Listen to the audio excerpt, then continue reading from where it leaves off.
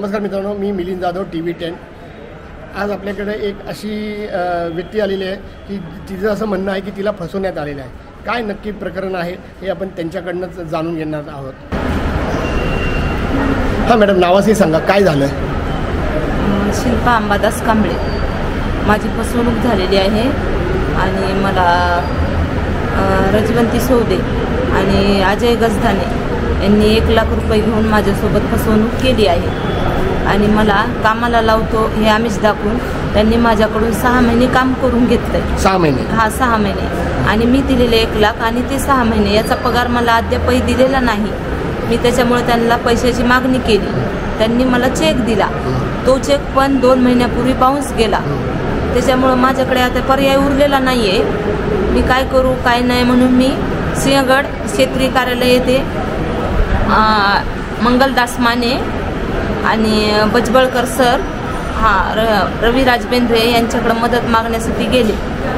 त्यांनी सुद्धा मला उडवाउडवीची उत्तरं दिली, मला दोषी ठरवलं आणि मला माझी हॅरसमेंट करून तिथून मला म्हणले सौदेबाईला दिलेत, सौदेबाईच देईल तुम्हाला। म्हणजे त्यांनी मला काही सहकार्य केलंच नाही।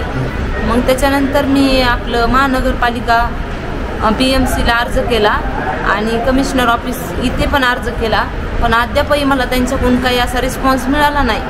मी सारखे चक्र क्षेत्रीय कार्यालयात मारून आता मला उपासमारीची वेळ आली आणि माझे मुलंसुद्धा आता आणि मी सुद्धा रस्त्याने फिरते का तर त्या सौदेबाईने मला चेक बाउन्स केला आहे, अद्यापही 1 रुपया मिळालेला नाही आहे। त्याच्यामुळं माझ्यावर अन्याय झाला आहे।